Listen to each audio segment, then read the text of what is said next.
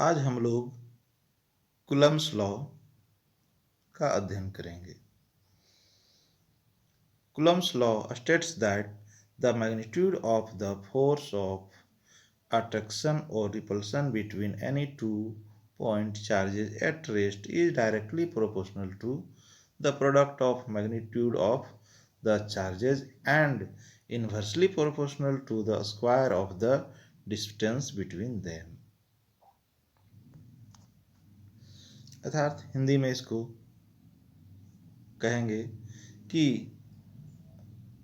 किन्हीं दो आवेशों के बीच का आकर्षण या प्रतिकर्षण बल उन दोनों आवेशों के परिमाण के गुणनफल के समानुपाती होता है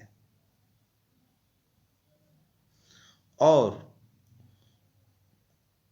उन दोनों आवेशों के बीच के दूरी के वर्ग का व्युत्क्रमानुपाती होता है।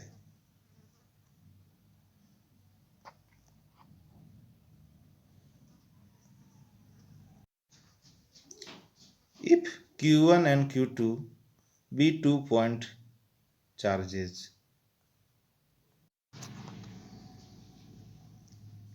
Q1 और Q2 पॉइंट चार्ज हो जो कि एक दूसरे से r दूरी पर स्थित हो, तब कूलम्ब्स लॉ के अनुसार कूलम्ब्स फोर्स जो होगा आवेशों के परिमाण के गुणनफल के समानुपाती होगा। F is directly proportional to Q1 and Q2 and inversely proportional to a square of the distance between them. Now combining these two, we get F is proportional to Q1 Q2 by R square.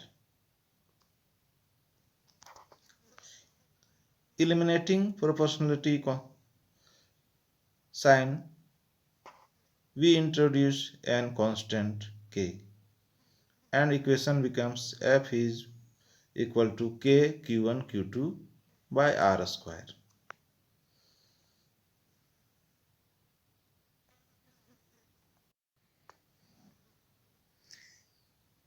ये equation 1 हो गया, जहाँ K proportionality constant है जिसको हम लोग electrostatic force constant या Coulomb's constant के नाम से भी जानते हैं।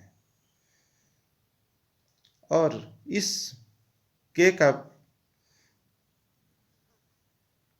का वैल्यू जो है नेचर ऑफ यूनिट पर निर्भर करता है और चार्ज किस मीडियम में अवस्थित है उस मीडियम पर भी निर्भर करता है। और जब चार्ज वैक्यूम या एयर में अवस्थित हो और उसका यूनिट जो है SI लिया जाता है, तब K का वैल्यू 1/4 पाई एप्सिलॉन नॉट होता है। और जहाँ epsilon naught absolute permittivity of the free space, epsilon naught absolute permittivity of free space या वैक्यूम का कहलाता है और इसका वैल्यू होता है epsilon naught equal to 8.854 into 10⁻⁻12 coulomb square पर न्यूटन पर मीटर स्क्वायर।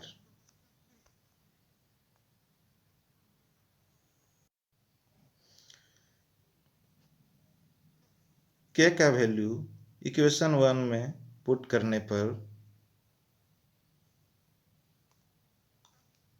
हम लोगों को प्राप्त होता है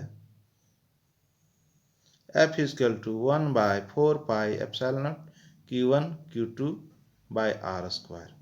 K का वैल्यू को इक्वेशन 1 में रखने पर, जो कि पहले हम लोग प्राप्त किए हैं।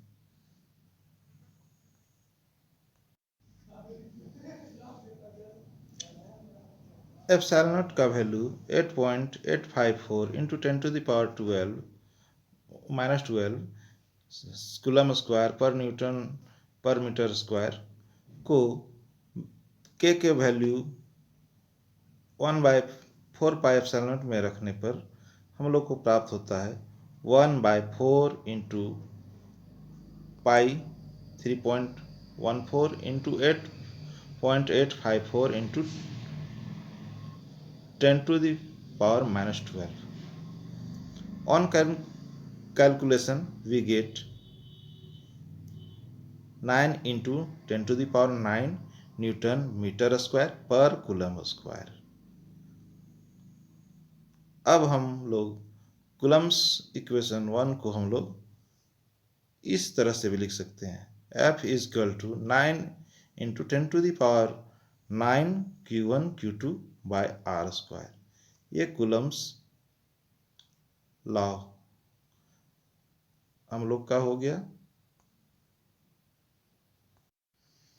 यह किसी दो आवेशों के बीच लगने वाला आकर्षण या प्रतिकर्षण बल को प्रदर्शित करता है.